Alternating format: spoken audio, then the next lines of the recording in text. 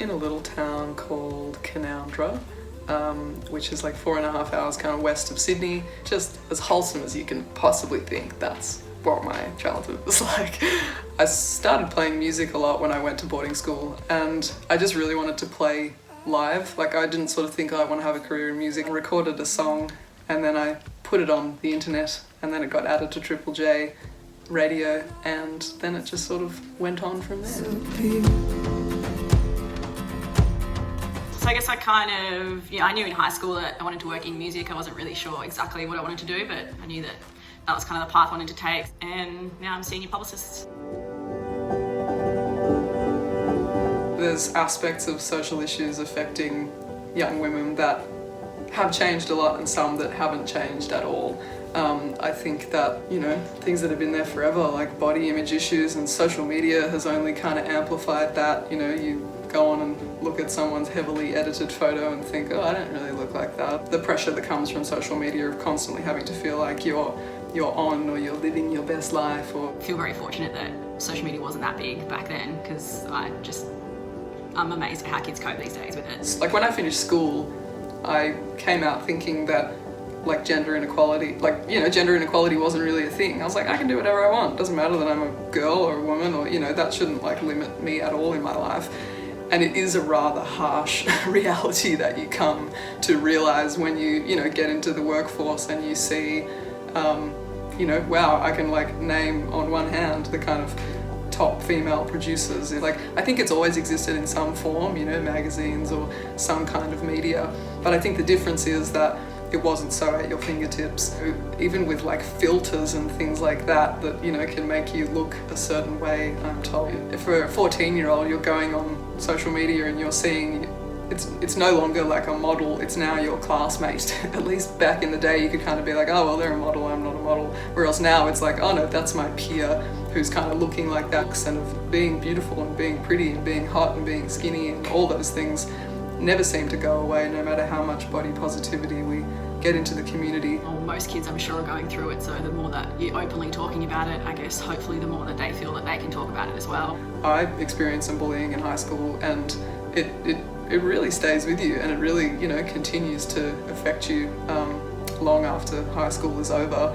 If we can't eliminate the bullying, what we can do is make those younger people, younger women, not feel so alone.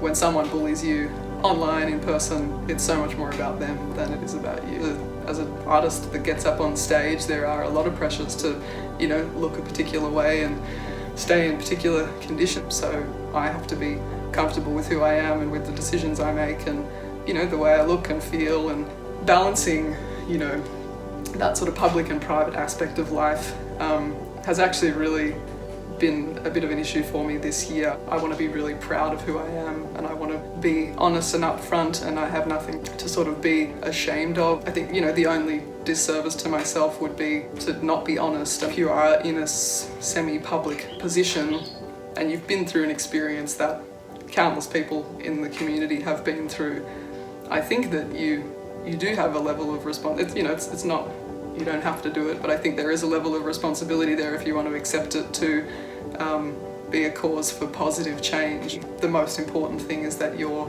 proud of what you're doing, whether it's putting up a photo on your Instagram account or something in your career. There will always be positive and negative remarks. Living this this real life, but then there's also this reality that we've created that we have to feed. It's FOMO. You just feel like you're missing out on whatever the alternate reality is doing, and you're not sort of focusing on the actual real one that you're in. So I'm all for lockout times on apps and all that kind of stuff. And that Phoebe Bridgers song that came out this year, which is I feel like I'm gonna get to the end of my life and look up from my phone and wonder what I missed.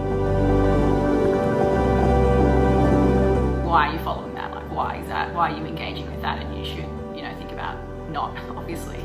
And yeah, trust where you're getting your sources from as well. There's just so much information coming in. Not all of it is reliable. So just making sure that, you know where it's coming from, and you are thinking about that and aware of that, I guess, as well. Also, something that I probably didn't appreciate as a, 16, 17, 18-year-old is that you know, I didn't really know who I was, and I that's okay. You know, I think that you don't sort of probably find, you know, a really good firm sense of identity until, you know, maybe 10 years later or something. The people that you surround yourself with, I think, plays a big part in discovering yourself and just in life in general.